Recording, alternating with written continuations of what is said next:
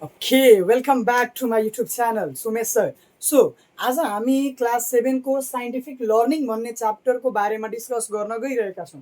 धेरै बच्चाहरूको कन्फ्युजन हुन्छ साइन्टिफिक लर्निङमा एन्ड रियली भन्ने गरिन्छ कि it's very boring chapter scientific learning र न्युली सिलेबसमा हाम्रो एड पनि भएको छ 7, 8, 9, 10 सबमा. So what is scientific learning? आज हामी यति कभर गर्छौँ जहाँ क्लास 4, 5, 6, 7, 8सम्मको कुराहरू यसमा आउँछ. So stay together now. Okay, will start. So what is scientific learning? So before understanding about scientific learning हामीले बुझ्नुपर्छ कि सर साइन्स हो के पहिला. त पहिला त साइन्स पढिरहेका छौँ भने साइन्स के हो यो थाहा हुनु पर्यो. त बाबु साइन्स भन्नुको मतलब के हो? त इट इज साइन्स भन्नुको मतलब it is any system of knowledge. It is any system of knowledge that is concerned with natural world and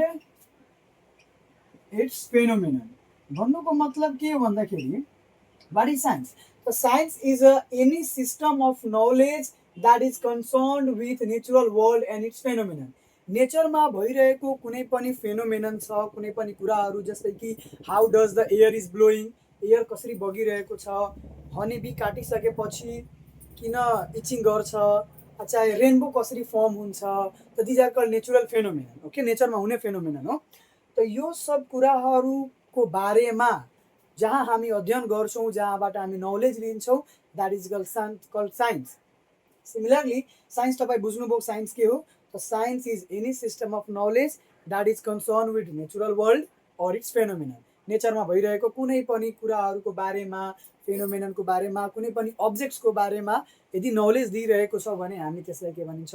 science भन्छौँ. सो तपाईँहरूले साइन्स बुझ्नुभयो. Okay, after that we will move back to our topic, what is scientific learning. So if we talk about scientific learning is a stepwise learning, we can say, or we can say continuous process of learning, or we can say it is a continuous process of learning that starts with observation,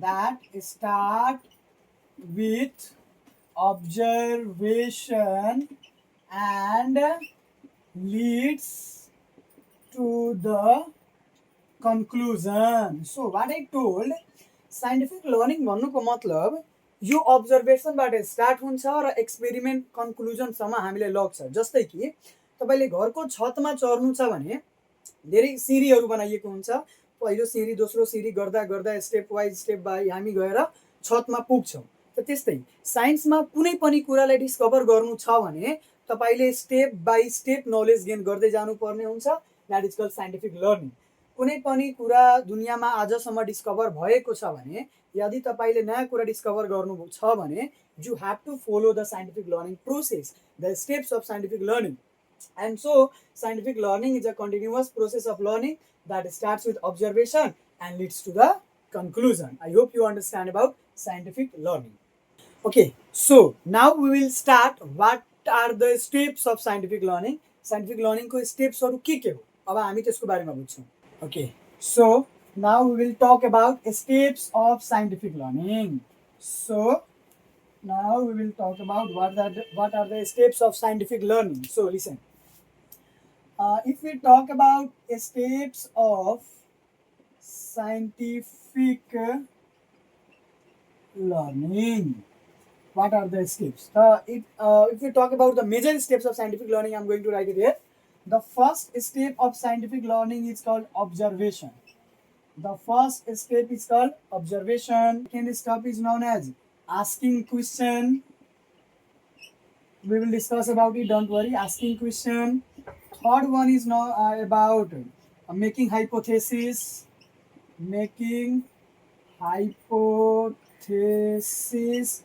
Or prediction, we can say, both are same thing. And after the making hypothesis, what we do experiment. to prove our hypothesis is right or wrong. Experiment, and at the last there is conclusion. So these are the major steps of scientific learning. Scientific लर्निङको धेरै स्टेप्सहरू हुन्छ जसमा यो 5वटा major स्टेप्सको बारेमा हामी कुरा गर्छौँ. That is called observation, asking question, making hypothesis or prediction, experiment and conclusion. Scientific learning actually start हुन्छ अब्जर्भेसनबाट. जस्तै कि मैले भर्खर तपाईँहरूले भने कि अब्जर्भेसन, जस्तै कि हामी हेऱ्यौँ कि हनीबी आयो, हामीले टोकेर गयो.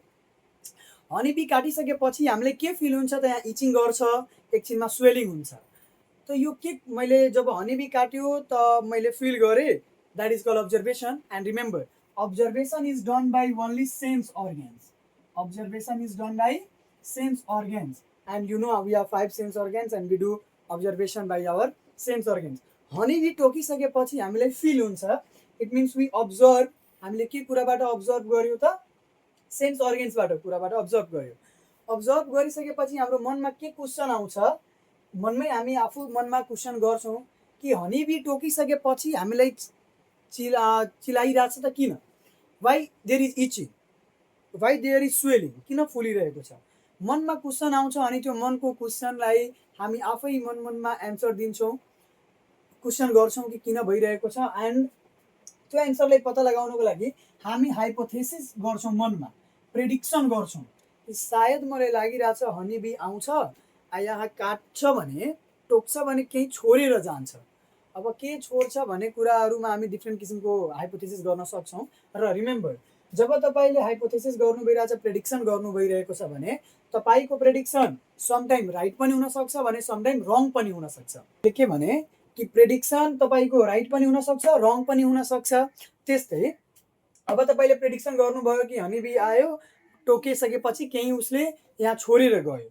अब तपाईँ एक्सपेरिमेन्ट गर्नुहुन्छ कन्डक्ट कि रियली हनीबी काटिसकेपछि यहाँ आखिर किन स्वेलिङ हुन्छ, किन इचिङ हुन्छ. And after that during the experiment time और we can say the research time, we will found the exact reason कि के भयो.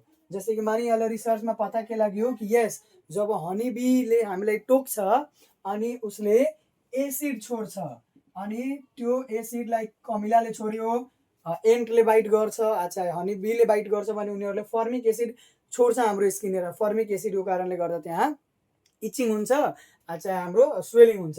And so at the last in the conclusion what we can say, हाम्रो अब्जर्भेसनमा जुन भएको थियो itching हनीबीको काटेको कारणले गर्दा, त्यो लास्टसम्म कन्क्लुजनमा आएर पत्ता लाग्यो कि किन हुन्छ, because of फर्मिक acid.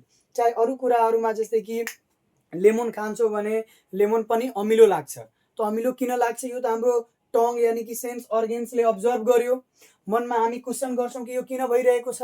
After that हामी हाइपोथेसिस गर्छौँ, प्रेडिक्ट गर्छौँ, र प्रेडिक्ट गरिसकेपछि हामी मनमा जुन क्वेसन राखेको छौँ, प्रेडिक्ट गरेका छौँ, त्यसलाई रिसर्चको थ्रु चाहे एक्सपेरिमेन्टको थ्रु हामी त्यसलाई कन्फर्म गर्न सोध्छौँ कि त्यो राइट छ कि रङ छ.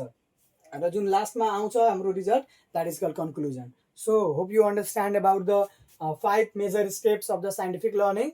Now we will discuss about another thing. So I'm going to erase it now.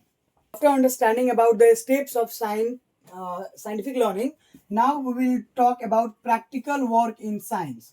What do you mean by practical works in science? Okay. गर्मीको सिजन छ, एकदम गर्मी धेरै भयो. What do you mean by practical works in science? साइन्समा practical work भनेको मतलब के? So it is a hands-on activities about observation and experimentation to apply theoretical knowledge into real world.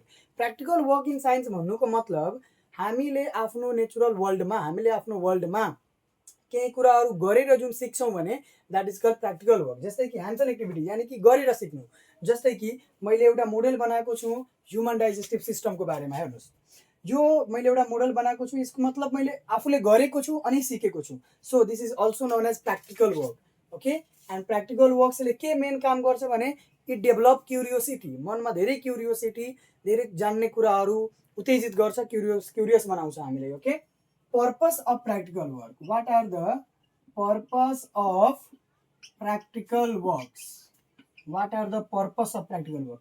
Practical works को main purpose के हो? So I am going to write it here.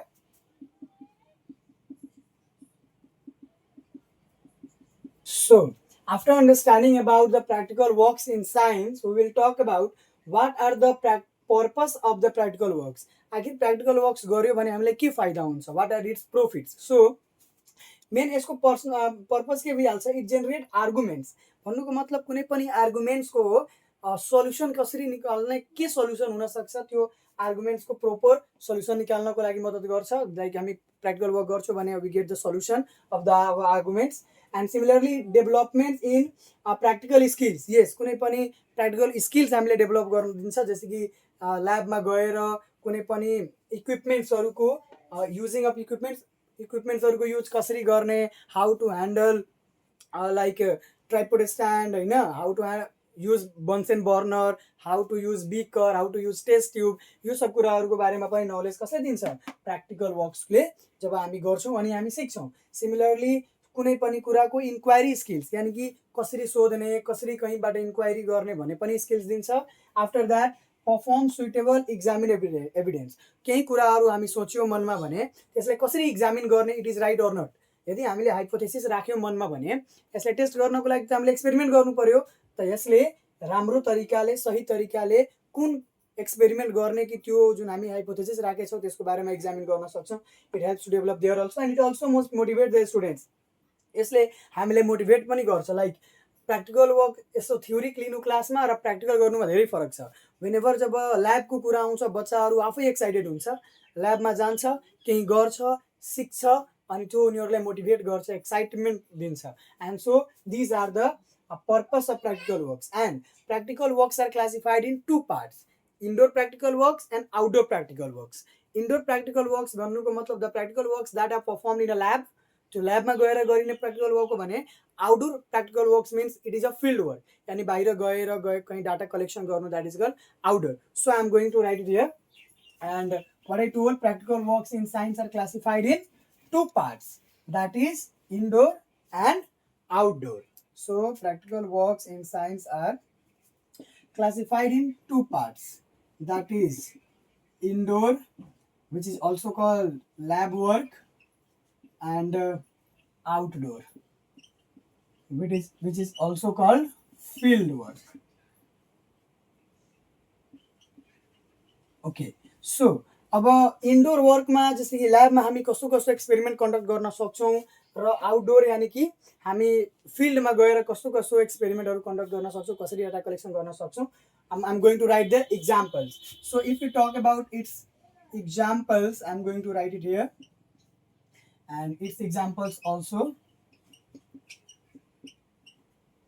So as I told you, our practical works in science are classified in two parts, indoor, which is known as lab work, and outdoor, which is known as field work. So what are the examples and what are the works that we can do in the lab and what are the works that we can do in the field? Okay, so as I have written here, like separation of mixture we can do in the science lab, like electrolysis of water but hydrogen oxygen remove garnu, like demonstration of the evaporation and condensation. These are the activity which we can perform in the lab. Similarly outdoor ko kura garyo bhane collection of different flowers, like gaera different ठाउँमा जानु, different types of flower collect garnu, which we can do in the which comes in the field work. Similarly study of natural resources, natural मा भएको कति रिसोर्सेसहरु कहाँ के छ हैन, त्यो सब कुराहरुको बारेमा डिस्कस हामी कहाँ गएर गर्छौं, that is called field work.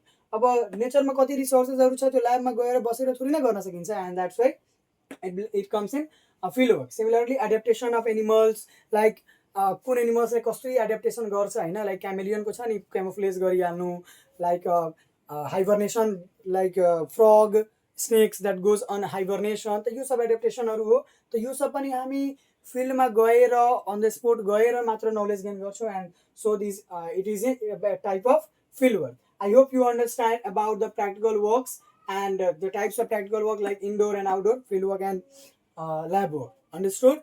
Okay, now we are going to talk about precautions during the practical works. What are the precautions? What are the precautions we should follow during the practical works? अब यसमा धेरै कुराहरू हुन सक्छ हैन। practical works मा हामी के कुराहरू जस्तै कि we should not eat or drink in the science lab, we should not play in science lab, we should not run in science lab, जुन तपाईँले क्लास 6 मा पनि पढ्नुभएको होला, 5 मा पनि पढ्नुभएको होला होइन। एक्सपेरिमेन्ट ल्याबमा जानुभन्दा पहिला हामीले के कुराहरूमा ध्यान दिनु पर्छ। We should not make a rush over there, okay, we should not push our friends, like we should not taste different kinds of chemicals। कुनै पनि कुरालाई अचानक त्यसको बारेमा थाहा नभइकन छुने होइन, नत्र भने साइन्स ल्याबमा धेरै किसिमको केमिकल्सहरू राखिएको हुन्छ, एसिडहरू राखिएको हुन्छ, which can burn your skin also होइन। दिज आर द प्रिकसन, यस्तो प्रिकसन्सहरू हामीले अपनाउनु पर्छ होइन। टिचरको सल्लाह बमोजिम मात्र हामीले त्यसमा काम गर्नुपर्ने हुन्छ। अदरवाइज यसो होइन कि हाइड्रोजन ग्यास बनाउने बेलामा चाहे जुन पनि ग्यास बनाउने बेलामा एकदम एक्सेस ग्यास बनाउने र विस्फोटै गरिदिने ल्याबलाई, त त्यसो गर्नु हुँदैन। टिचरको प्रोपर गाइडेन्समा हामीले मुभ गर्नुपर्ने हुन्छ। So I hope you know about the precautions that we should follow in the science lab. So now we are going to talk about report writing in science. So what is report writing in science? So report writing in science means like it is a complete description. What I told, it is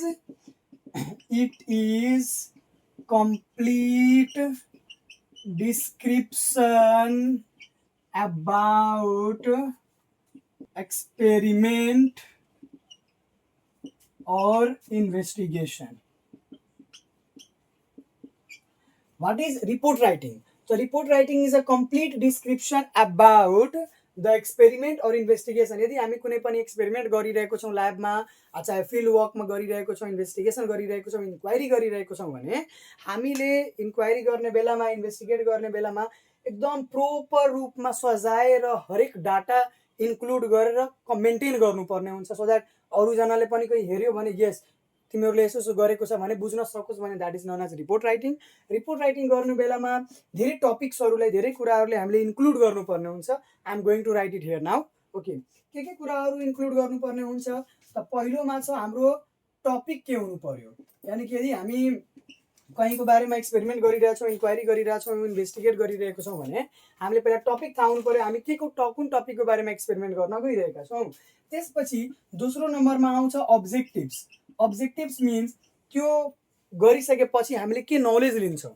experiment गरिरहेछौँ चाहे investigation गरिरहेको छौँ भने त्यसबाट हामीले के am गरेछौँ, के am हो हाम्रो, एक्सपेरिमेन्ट गरेपछि हामी के पाउँछौँ त्यो हुनु पर्यो।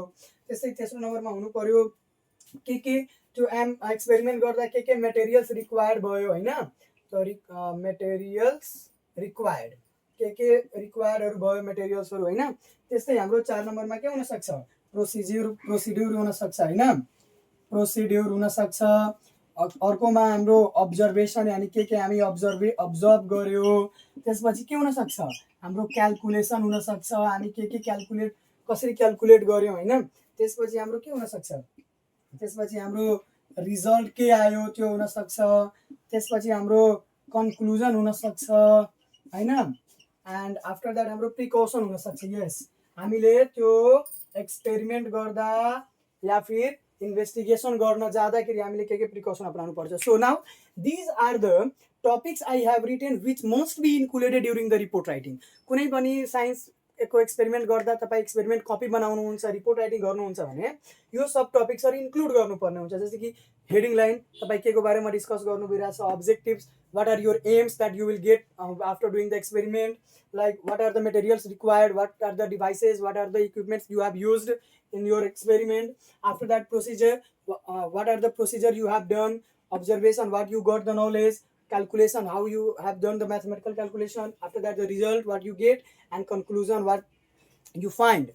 And similarly precaution, what you have to be alert during the experiment time मा गर्दाखेरि तपाईले के कुरामा अलर्ट हुनुपर्छ, प्रिकसन अपनाउनु पर्ने हुन्छ। So these are the topics which we have to include during the report writing. So now we will discuss what is project work in science. So project work is activity to involve students to do experiments or construction of model. कुनै पनि कुराको experimental चाहे कुनै पनि कुराको model तयार गर्नु छ भने त्यसलाई हामी प्रोजेक्ट वर्क भन्छौँ। एन्ड प्रोजेक्ट वर्क मेनली 5 टाइप्सको हुन्छ, experimental project work, similarly demonstration project work, collection project work, research project work, and model project work. So what is experimental project work? The experimental project work means it is a kind of project work in which the students use some equipments to make something new. For example experimental वर्क्सको अर्को example के हुनसक्छ, जस्तै कि एउटा आइरनको nail, copper wire र एउटा ब्याट्रीलाई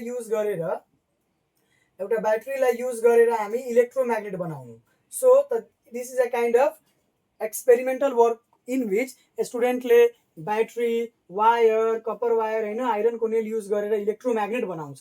के बनाउँछ? Electromagnet. This is called project experimental project work. After that demonstration project work. Demonstration project work means त्यो प्रोजेक्ट वर्क हो जुन कुराहरू पहिलादेखि डिस्कभर छ, पत्ता लगाइसकेको छ, तर त्यसलाई एकछिन फेरि टेस्ट गर्नु. Yes it is or not. For example litmus पेपरको कुराहरू भइहाल्यो कि एसिडले ब्लू कलरको लिटमस पेपरलाई रेड कलरमा कन्भर्ट गर्छ, विच इज अलरेडी टेस्टेड. हामी चेक गरेर हेऱ्यौँ भने yes we get it. And so यो कुराहरू भयो डेमोन्स्ट्रेसनमा. कलेक्सन प्रोजेक्ट वर्क भन्नुको मतलब यो कि अर्को एक किसिमको प्रोजेक्ट वर्क हो जसमा डिफ्रेन्ट किसिमको कुराहरूले हामी कलेक्ट गर्छौँ. म भनिदिएँ कि go and collect different types of flower. त different types of flower collect गरेर लाउनु, it is a collection project work. Go and collect the different types of like habitats of the animals. कुन animals कहाँ बस्छ यसो collection बनाएर लाउनुहोस्. त when you bring it like लेखेर लायो कि होइन यो एनिमल्स यहाँ बस्छ, यो एनिमल्स यहाँ बस्छ, that is called collection project work. Now research project work भन्नुको मतलब यो अलिकति लङ पिरियडको प्रोजेक्ट वर्क हो. रिसर्च प्रोजेक्ट वर्कमा जस्तै कि साइन्टिस्टहरूले डिस्कभर गरिरहेको छ कि मार्समा लाइफ एक्जिस्ट गर्ने होइन. त this is called research project work, जसमा साइन्टिस्टहरूले रिसर्च गर्छ, प्रोपर एटमोस्फियर बनाउँछ र पछि गएर यदि डेभलप भयो भने भयो, तर यो धेरै लङ टाइम लाग्छ. Okay. Now model project work means it is a kind of project work in which you have to make a model. Like जस्तै मैले एउटा मोडल बनाएको थिएँ नि डाइजेस्टिभ सिस्टमको बारेमा, तपाईँ हेर्न सक्नुहुन्छ. यो एउटा ह्युमन डाइजेस्टिभ सिस्टमको मोडल छ होइन. यसमा हाम्रो इसोफेगस कसरी काम गर्छ, पुरा ह्युमन डाइजेस्टिभ सिस्टम कसरी काम गर्छ, त this is a kind of model project work. So now we will discuss about model making in science. What is model making in science? So model making in science is a kind of simple structure of any substance, anything. Like for example, जैसे कि यहाँ दिएकै छ human digestive सिस्टमको model मैले बताएँ, त्यो simple presentation थियो, that is called model making. Similarly solar system 5 class 4 class 6मा एटमा पनि दिइन्छ कि सोलर सिस्टमको लाइक क्लेहरूलाई युज गरेर एकदम राम्ररी बनाएर लाउनुहोस्. That is also a kind of model making about the solar system. Like ह्युमनको हर्टहरू हुन्छ नि, 4वटा जुन भल्भहरू हुन्छ त्यो हेराउनु. So these are the examples of model making in science. Model making in science is classified in 3 parts: physical model, mathematical model and computer model. Physical model means जस्तै कि कुनै पनि सामानलाई युज गरेर फिजिकली रूपमा, जस्तै कि ग्लोब एउटा के हो त ग्लोब एउटा फिजिकल मोडल हो अर्थको, यानि कि अर्थ जस्तो छ त्यस्तै डेपिक्ट गर्ने एउटा फिजिकल मोडल हो globe. So the globe is a kind of physical model. Now mathematical model के हो त म्याथमेटिकल मोडल तपाईँ यसले स्क्रिनमा हेर्न सक्नुहुन्छ. जुन यो मोडल दिएको छ स्क्रिनमा, that is called mathematical model. Okay. And after that computer मोडललाई तपाईँले अब हाम्रो ग्यालेक्सीको बाहिरबाट कोही हेरेको छैन, त लाइक यो कम्प्युटरबाट बनाइएको छ. सो हाम्रो ग्यालेक्सीको भइहाल्यो लाइक मिल्की वे ग्यालेक्सी, अरू पनि धेरै ग्यालेक्सीहरूको फोटो जुन छ, that is called computer model which is made by computer. So this is all for today. And my dear students, यदि तपाईँहरूलाई कुनै अरू टपिकको बारेमा जान्नु छ होइन, कन्फ्युजन छ भने तपाईँले कमेन्टको थ्रु मैले बताउन सक्नुहुन्छ. I will try my best to make you understand about those topics when you will comment. Okay. So this is all for today and please do not forget to subscribe the channel. Thank you so much. Have a good day.